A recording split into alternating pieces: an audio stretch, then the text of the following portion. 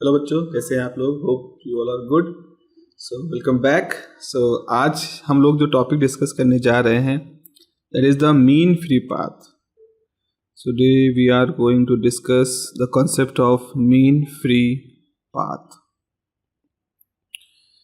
काफ़ी हद तक जो इसका नाम सजेस्ट कर रहा है, जिस तरह से इसको हम कहते हैं मीन फ्री पाथ, तो इसका आइडिया कुछ इसी से ही जुड़ा हुआ है। देखो, ऐसा होता है कि काइनेटिक थ्योरी ऑफ गैसेस क्या कहती है। काइनेटिक थ्योरी ऑफ गैस कहती है कि जो गैस मॉलिक्यूल होते हैं वो रुके हुए नहीं होते, वो बहुत ही हल्के पार्टिकल हैं। थोड़ी सी भी एनर्जी मिलने के साथ ही वो तेज़ी से मूवमेंट करना शुरू कर देते हैं और उनका मूवमेंट रैंडम होता है। मतलब कोई फिक्स दिशा नहीं होती, वो दाएं बाएं ऊपर नीचे कुछ भी किसी भी एंगल पर कभी भी मुड़ सकते हैं। लेकिन इन मुड़ने के पीछे वजहें क्या होती हैं? इस मुड़ने के पीछे जो वजह होती है वो होती है अपने दूसरे मॉलिक्यूल के साथ उसकी टक्कर। तो जैसे एक मॉलिक्यूल जा रहा था, रास्ते में दूसरा मॉलिक्यूल आया, टकराया और टक्कर करके ये भी चला गया, ये भी बदल गया। तो इस तरह से बहुत सारे मॉलिक्यूल हैं, तो इस बात की बहुत संभावनाएं होती हैं कि ये जो गैस मॉलिक्यूल हैं ये कई सारी टक्करें इस तरह से पूरे अपने मोशन के दौरान करेंगे। फॉर इंस्टेंट, जैसे अगर हम सोचें कि हमारे पास कुछ गैस मॉलिक्यूल हैं, सपोज ये हमारे कुछ गैस मॉलिक्यूल हैं, किसी गैसियस चैम्बर के अंदर इस तरह से बहुत सारे गैस मॉलिक्यूल रखे गए हैं। अब हम इसमें से एक मॉलिक्यूल लेते हैं, ये जो वाइट कलर का है, जस्ट सपोज कर ले कि बाकी सब रुके हुए हैं, ये मूव कर रहा है, एक रफ अप्रॉक्सीमेशन है। तो ये मॉलिक्यूल है, ए पोजीशन से चला और बी पे टकराया, ठीक है, ए से बी तक सीधा चला, मान लो डिस्टेंस चला λ1। अब यहाँ λ का मतलब वेवलेंथ नहीं है, एक जस्ट एक डिस्टेंस है। फिर यहाँ से उसकी दिशा बदल गई, वो यहाँ आया, इससे टकराया, फिर यहाँ से दिशा बदल गई, यहाँ आया, इससे टकराया, फिर यहाँ आया, इससे टकराया, फिर इससे टकराया, और फिर क्या हुआ, यहाँ से दिशा बदली तो इससे टकरा गया। इस तरह से आप देख रहे हो इसका एक रैंडम मोशन चल रहा है। हम प्रिडिक्ट कुछ नहीं कर सकते, λ2 डिस्टेंस है, λ3 डिस्टेंस है, λ4, λ5, λ6, इस तरह से अलग अलग डिस्टेंसेस ये करता हुआ उस गैस के अंदर दाएं बाएं ऊपर नीचे आगे पीछे हर तरफ मूव कर रहा है। तो अब हम इस केस में एक फ्री पाथ डिफाइन करेंगे। देखो भाई, फ्री पाथ का बेसिक कंसेप्ट ये है कि जैसे एक टक्कर हुई ए, मतलब ए से चला, एक टक्कर हुई बी पर, बी से चला, अगली टक्कर हुई मान लो सी पर, फिर इसी तरह से डी पर, फिर इसी तरह से ई पर, इस तरह से टक्करें होती जा रही है अलग अलग लोकेशंस पर। तो किन्हीं दो टक्करों के बीच में जो सबसे सीधी डिस्टेंस चलता है, जैसे बी से सी के बीच में पार्टिकल जो चल रहा था गैस मॉलिक्यूल, वो रुका नहीं, वो सीधा चलता रहा। तो बी से सी के बीच में जो स्ट्रेट डिस्टेंस कवर करता है, उस स्ट्रेट डिस्टेंस को हम फ्री पाथ कहते हैं। It is a free path. यानी λ1 एक फ्री पाथ है, λ2 एक फ्री पाथ है, λ3 एक फ्री पाथ। इस तरह से n number of free path यहाँ पर हो सकते हैं। एक खास बात आप देखो, λ1 की वैल्यू जरूरी नहीं λ2 के बराबर हो, वैसे λ2 की वैल्यू जरूरी नहीं कि λ3 के बराबर हो। तो इस बात की पूरी संभावना है कि जो फ्री पाथ हैं इनकी वैल्यू चेंज होती रहती है, λ1 कुछ और, λ2 कुछ और। तो जब कोई चीज़ चेंज होती रहती है तो हम ज़्यादा इंटरेस्टेड किस बात में होते हैं? हमारा इंटरेस्ट होता है कि हम उसकी एवरेज वैल्यू निकालें, उसकी मीन वैल्यू निकाल लें। तो यही काम यहाँ पर करने वाले हैं, हम मीन वैल्यू निकालेंगे इन फ्री पाथ की। तो मीन वैल्यू जो फ्री पाथ की आप निकाल लोगे तो उसको मीन फ्री पाथ कहोगे, जो हमारा टॉपिक है। लॉजिक देख रहे हो आप, बिल्कुल सिंपल लॉजिक है। मैथमेटिक्स भी इसकी सिंपल है, लेकिन उस मैथमेटिक्स के जो रिजल्ट हैं वो काफ़ी इंपॉर्टेंट है। उनके जो रिजल्ट है वो काफ़ी इंपॉर्टेंट है, और उन रिजल्ट्स को हमें याद रखना है। हमें वो रिजल्ट जो होते हैं वो याद रखने हैं। चलिए लिखते हैं इसके बारे में। Just a minute, just to make it silence. Okay, चलिए लिखते हैं मीन फ्री पाथ की परिभाषा। परिभाषा क्या है? During the development of kinetic theory of gases, it was assumed that the gas molecules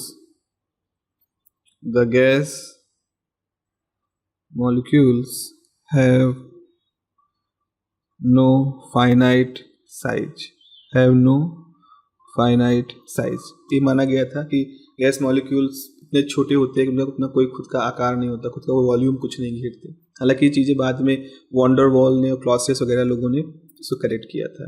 तो हुआ क्या, लेटर बाद में letter क्लाउसियस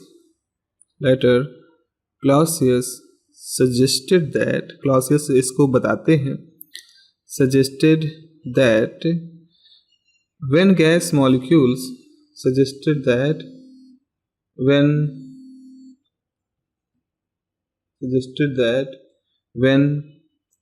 gas molecules are moving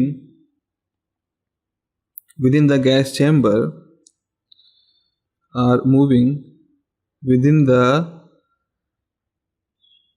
gas chamber, when gas molecules are moving within the gas chamber, comma, under equilibrium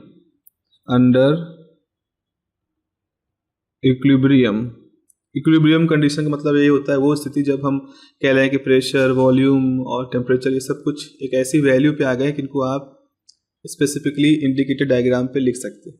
मतलब इनकी एक स्थिर value आ गई, अब वो बदल नहीं रहे हैं समय के साथ साथ, वो कुछ स्थिर हो गए हैं। तो दे कोलाइड, क्या लिखा, are moving with the gas chamber under equilibrium, they collide. Even collide तो हमेशा करते रहते हैं, बस क्योंकि हम इक्विलिब्रियम थर्मोडायनेमिक्स पढ़ रहे हैं तो हमने इक्विलिब्रियम वर्ड को यूज किया है। अंडर इक्विलिब्रियम दे यानी gas molecule collide with other gas molecules तो वो जो अंडर इक्विलिब्रियम जो कोलाइड करते हैं गैस मॉलिक्यूल दूसरे गैस मॉलिक्यूल से ड्यूरिंग इट्स पाथ, जो भी उसका पाथ है, जो भी रास्ता चल रहे हैं उस दौरान वो दूसरे गैस मॉलिक्यूल के वजह से टकराते हैं। इसकी वजह से क्या होता है, इसकी वजह से जो गैस मॉलिक्यूल है उनका मोशन चेंज हो जाता है। मोशन चेंज होने का मतलब ये होता है कि उनकी वेलोसिटी पे भी, उनकी मैग्नीट्यूड पे भी असर पड़ता है और उनकी दिशाओं पे भी असर पड़ता है। Due to these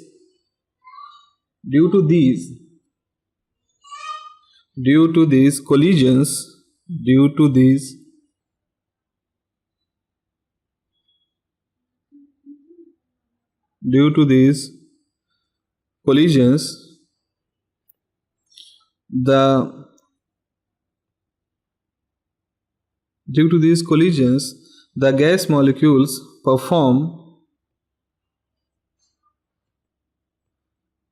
zigzag motion। इसकी वजह से क्या होते हैं, इन कोलिजन्स की वजह से जो गैस मॉलिक्यूल होते हैं वो जिगजैग मोशन परफॉर्म करते हैं as shown in above figure. जैसा कि ऊपर डायग्राम में आप देख रहे हो, उस डायग्राम के हिसाब से, जैसे इस डायग्राम को आप देख रहे हो, यहाँ जिस तरह से जिगजैग पाथ फॉलो हो रहा है इसे कहते हैं जिगजैग पाथ कर रहे हैं। अब क्या होता है, अब अगर मॉलिक्यूल से की हम बात करें तो जो पाथ कवर करता है मॉलिक्यूल दो सक्सेसिव कोलिजन्स के बीच में, उसको हम फ्री पाथ कहते हैं। तो आगे लिखेंगे the path covered by gas molecule एक ही की बात करें, between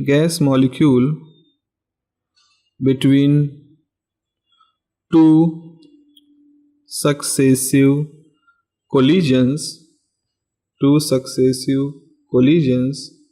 is called the free path। दो सक्सेसिव कोलिजन के बीच में जो वो रास्ता तय करता है उसको हम फ्री पाथ कहते हैं। जैसे अगर हम कहें हमारे फिगर में ए बी एक फ्री पाथ है, बी सी दूसरा फ्री पाथ है, सी डी तीसरा फ्री पाथ, इस तरह से और भी फ्री पाथ हम डिफाइन कर सकते हैं। In given figure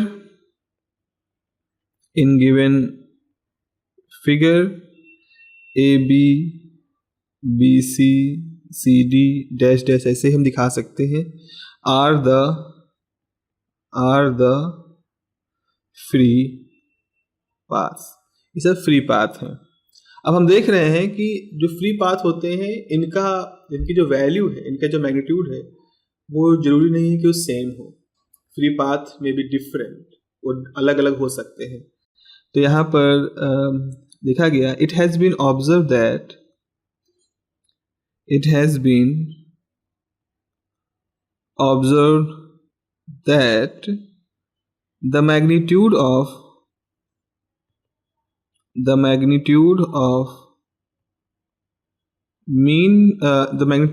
free path is the magnitude of free path do not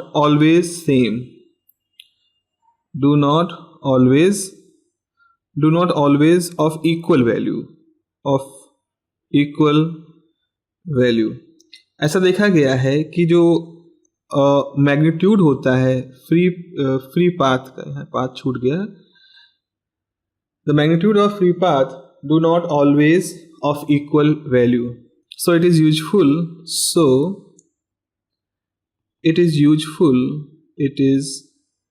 useful क्या यूजफुल है? To calculate the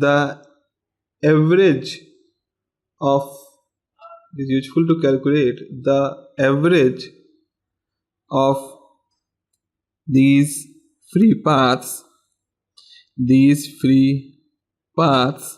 called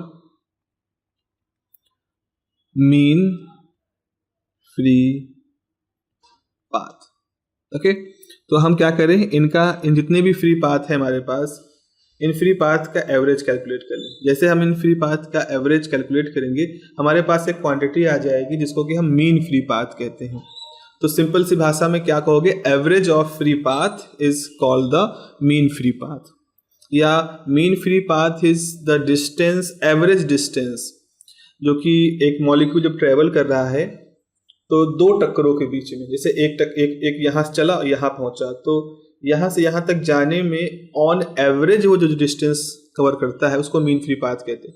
for example, जैसे मान लो एक टक्कर हुई तो चला जस्ट मान लो 5 माइक्रोमीटर, अगली डिस्टेंस में चला 15 माइक्रोमीटर, फिर अगली डिस्टेंस में चला 5 माइक्रोमीटर, 6 माइक्रो, ऐसे कुछ चला।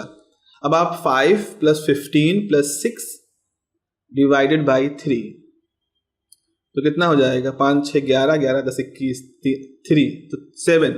तो इस तरह से हमने एक एवरेज वैल्यू निकाल ली कि जब ये गैस मॉलिक्यूल चल रहा था और 3 टक्करें इसने की, तो उन 3 टक्करों में ऑन एवरेज ये 7 माइक्रोमीटर की डिस्टेंस चला है। तो यहाँ पर 7 माइक्रोमीटर इसका एक एवरेज वैल्यू है, इसके एवरेज फ्री पाथ है या मीन फ्री पाथ है।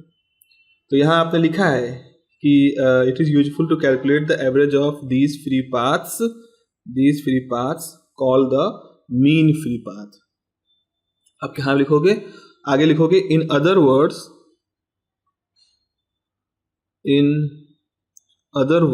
दूसरे शब्दों में हम क्या कह सकते हैं कि mean free path is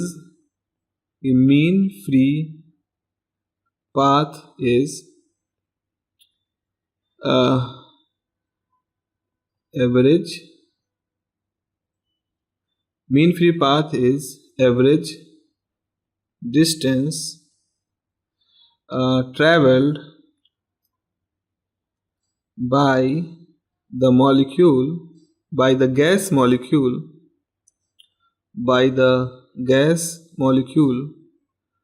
between the successive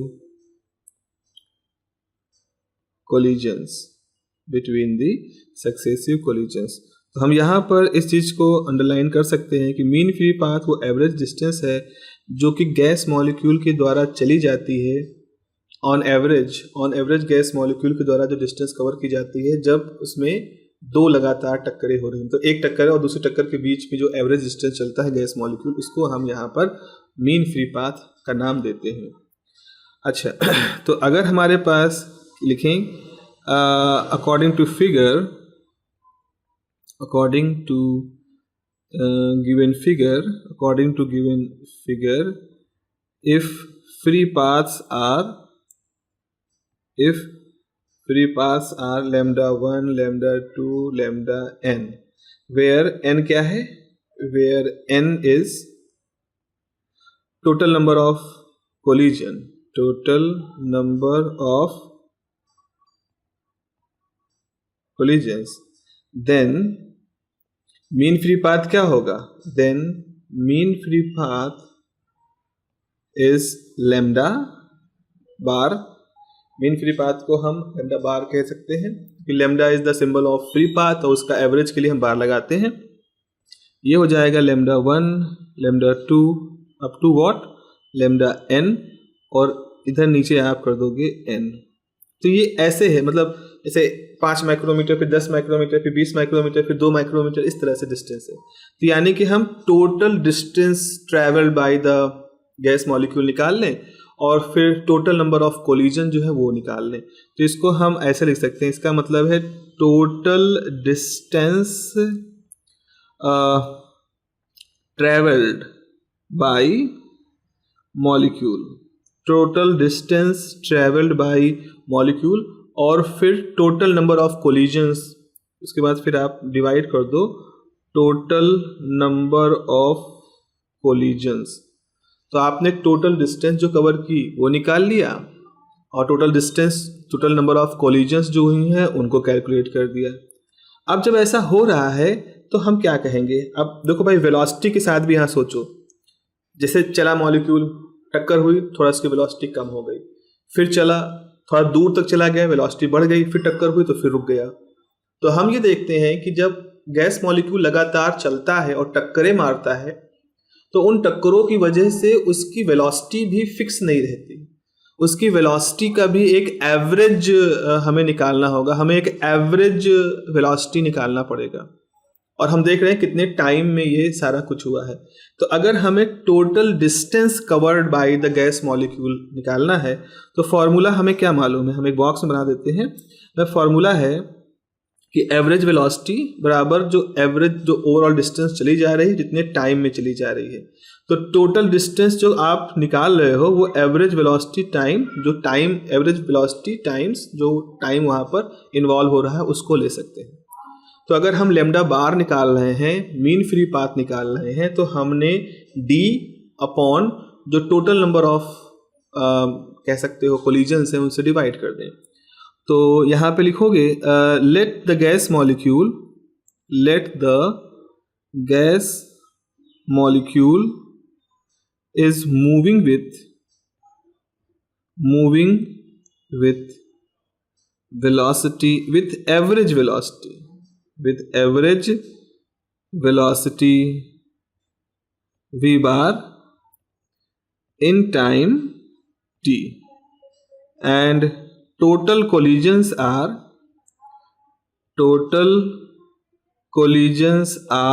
capital N। सो इसका मतलब है लैम्डा बार की वैल्यू क्या हो जाएगी, v bar t by n। तो यहाँ से क्या आ जाएगा, यहाँ से आपके पास ऐसा आ जाएगा कि v बार कर दो t बाई n कर दो। तो t बाई n का मतलब है टोटल टाइम जो मॉलिक्यूल को चलने में लगा और टोटल टक्करें जो हुई हैं, ठीक है। तो इसको हम ऐसे लिख सकते हैं, अब इसको हम यहाँ पर लिख देते हैं, इसे लिखेंगे पुट टाउ क्या है, total time upon total collisions, और ये हो जाएगा mean time between two successive collisions. तो अगर दो टक्करें, एक टक्कर के बाद दूसरी टक्कर हो रही है तो उन दो टक्करों के बीच में जो एवरेज टाइम लगा है उस एवरेज टाइम को हमने टाउ से डिनोट कर दिया। तो पहली परिभाषा हमारे पास आती है कि मीन फ्री पाथ की पहली परिभाषा आती है v बार इंटू टाउ, ठीक है, ये याद कर लेना, v bar into tau, where the tau is the mean time between the collisions. आपको मालूम है कि जो फ्रीक्वेंसी होती है वो इन्वर्सली प्रोपोर्शनल होती है टाइम पीरियड की, मतलब टाइम का डायमेंशन और फ्रीक्वेंसी का डायमेंशन एक दूसरे के उल्टा होता है। तो अगर हम मीन टाइम निकाल सकते हैं तो उसका उल्टा कर दें तो हमें मीन फ्रीक्वेंसी निकल आएगी, यानी कि पर यूनिट सेकेंड में इस तरह कितनी टक्करें हो रही हैं, ठीक है। तो मीन टाइम अगर आपको निकाल ले रहे हो तो आप उससे मीन फ्रीक्वेंसी भी कैलकुलेट कर सकते हो। तो यहाँ पे लिखोगे if PC is the mean frequency जो हम कह रहे हैं या फ्रीक्वेंसी जो कह रहे हैं, if PC is collision frequency, PC is collision frequency. Collision frequency का मतलब होता है एवरेज नंबर ऑफ कोलिजन पर सेकेंड। तो कोलिजन फ्रीक्वेंसी का एक तरफ से आप मतलब ये निकाल सकते हो एवरेज कोलिजन पर सेकेंड। तो अगर आपने पीसी डिफाइन कर दिया है तो आप लेमडा बार यानी कि मीन फ्री पाथ को डिफाइन कर सकते हो average velocity of gas molecule divided by collisional frequency. लो एक और डायग्राम, एक और फिगर बन गया यहाँ पर, मतलब एक और इक्वेशन आपके सामने आ गई। अब यहाँ पर जब क्लॉसियस से सारा काम कर रहे होते हैं तो ये एक बहुत ही बड़ा ही, आप खुद ही सोचो कि गैस मॉलिक्यूल है जहाँ बहुत सारे गैस मॉलिक्यूल लगातार टक्कर मार रहे हैं, और हम सोचें कि हम उसमें ये एवरेज वैल्यू कैसे निकालेंगे। इसको ऐसे सोचो जैसे आप किसी 10 मंजिला बिल्डिंग पे खड़े हो और नीचे देख रहे हो, नीचे जुलूस जा रहा है, कोई सभा हो रही है, कोई प्रदर्शन हो रहा है, उसमें 1000 लोग हैं और सड़क पे आपके इस बिल्डिंग की जो सड़क है वहां से जा रहे हैं। अब आपने उसमें से एक व्यक्ति देखा जो कि बिल्कुल गुलाबी रंग की शर्ट पहने हैं, एक कोई व्यक्ति आपको दिख गया। अब आप देख रहे हो जब वो भीड़ चल रही है तो वो व्यक्ति जो है वो सीधा नहीं चल पा रहा है, कभी दाएं से धक्का लगता है, कभी बाएं से धक्का लगता है, वो लगातार मूव करता रहता है। अगर आप थोड़ी देर के लिए सबको सोचो, सभी इंसानों के धक्के को, उनकी गति को देखो, तो इतना कठिन हो जाएगा, इतनी सारी इक्वेशन बनेंगी, हर कोई इधर मूव कर रहा है, उधर मूव कर रहा है, रिकॉर्ड करना बड़ा मुश्किल हो जाएगा। तो हम क्या सोचें? तो क्लॉसियस ने इसको सिचुएशन को हैंडल करने के लिए एक जीरो ऑर्डर अप्रोक्सीमेशन का मेथड खोजा था। सिंपली मेथड ये है कि इसमें आप मान लो कि सारे गैस मॉलिक्यूल रुक गए हैं। हम सोचे ऐसा होता नहीं, सारे गैस मॉलिक्यूल रुके हुए। जीरो ऑर्डर का मतलब ये है कि सब रुके हैं, केवल एक गैस मॉलिक्यूल चल रहा है। मतलब आप सोचो वो भीड़ रुक गई है, समय रुक चुका है, सब अपनी जगह पे स्थिर है, केवल वो जो पिंक कलर की शर्ट पहने हुए व्यक्ति है वही भीड़ में चल रहा है।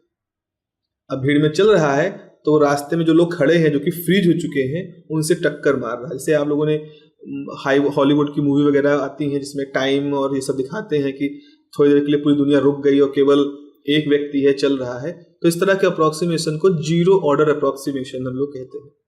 तो जीरो ऑर्डर अप्रोक्सीमेशन के तहत क्लॉसियस ने जब पूरी डिटेल मैथमेटिक्स की तो उन्होंने इस मीन फ्री पाथ का एक अच्छा सा फॉर्मूला, एक मतलब थोड़ा ज़्यादा रिगरस फॉर्मूला डेवलप किया, और उस रिगरस फॉर्मूले को हमें यहाँ पर लिखना है। हम सीधे फॉर्मूले लिखेंगे, वो बहुत ही स्टैंडर्ड मैथमेटिक्स है। So we are not going to deep in to that process, बस we are just getting the mathematical formula from that equation. तो यहाँ पे लिखेंगे by considering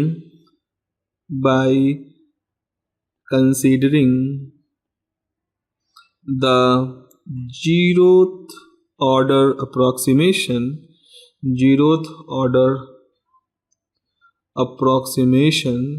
इसको भी याद कर लेना, zeroth order approximation से आया था। Clausius derived a relation for collisional frequency, ये जो collisional frequency मतलब एवरेज नंबर ऑफ टक्करें जो पर सेकेंड हो रही है उसको उन्होंने कैलकुलेट किया था। तो अगर हम देखें तो कोलिजनल फ्रीक्वेंसी को उन्होंने ऐसे लिखा था, कोलिजनल फ्रीक्वेंसी की वैल्यू होती है पहले तो average velocity of gas molecule, इसको मल्टीप्लाई कर दो cross section area of gas molecule. अभी क्या होता है बात करेंगे, multiplied by number of gas molecule per unit volume. तो उस जीरो ऑर्डर अप्रोक्सीमेशन के बाद हमारे क्लॉसियस जी ने ये निकाला कि आप अगर ये पीसी कोलिजनल फ्रीक्वेंसी की वैल्यू निकालोगे तो उसमें आपको करना क्या पड़ेगा, आपको एवरेज वेलोसिटी से मल्टीप्लाई करना पड़ेगा। अच्छा, cross sectional area of molecule का मतलब होता है अगर मॉलिक्यूल का डायमीटर में मालूम है तो मॉलिक्यूल का अगर डायमीटर में मालूम है तो हम उससे इसको कैलकुलेट कर सकते हैं, क्रॉस सेक्शनल एरिया को।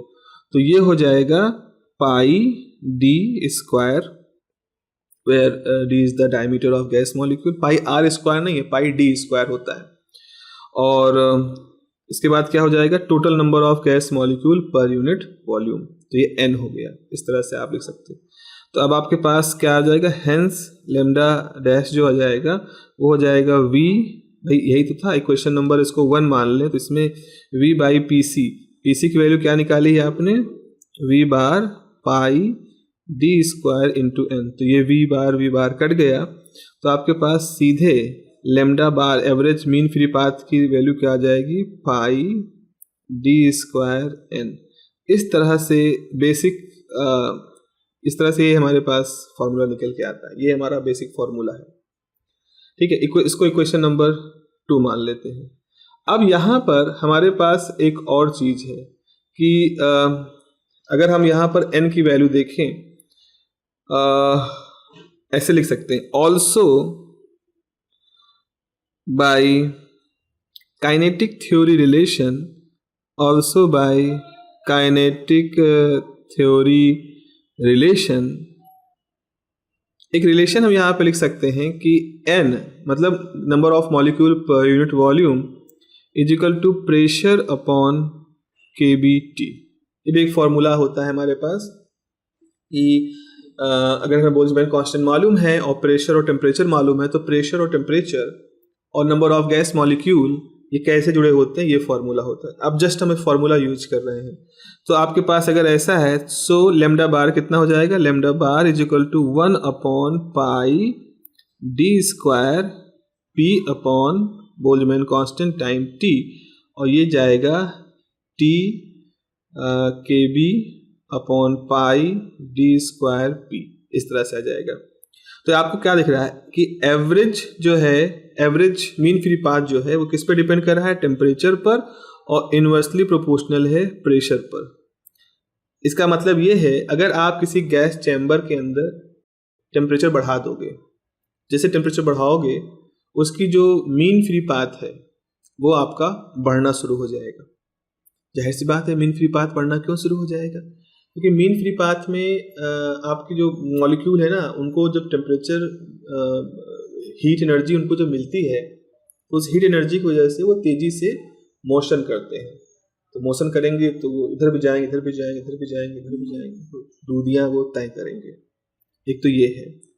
अच्छा, अगर प्रेशर बढ़ा दोगे तो मीन फ्री पाथ घटेगा।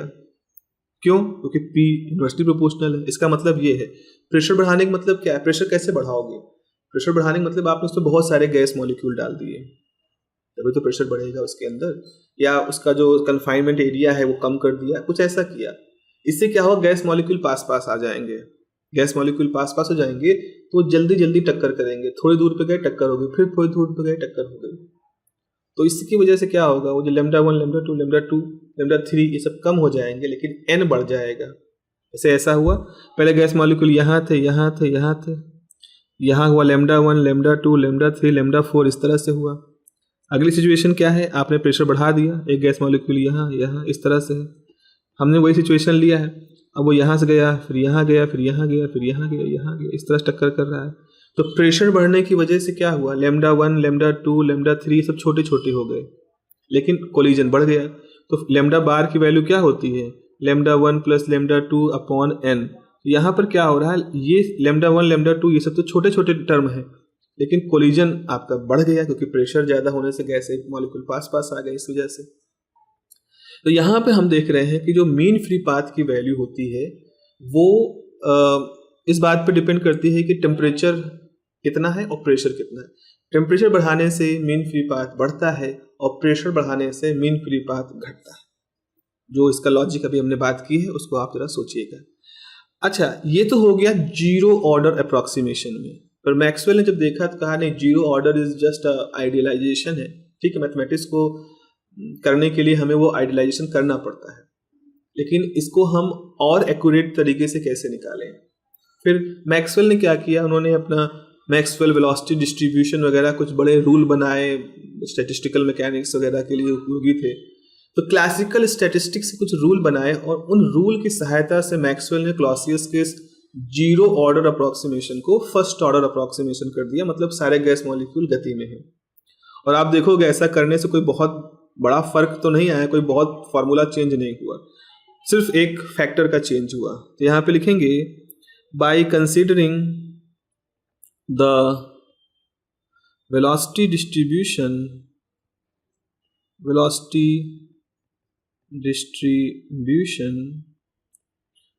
Maxwell modified the above relation as lambda bar is 1 upon under root 2 kbt by pi d square p। सिर्फ 1 बाई रूट 2 का एक अंतर आया यहाँ पर, यानी कि रूट 2 है 0.707 time kbt by pi D square P, ये आया वैल्यू, इतना केवल अंतर आया।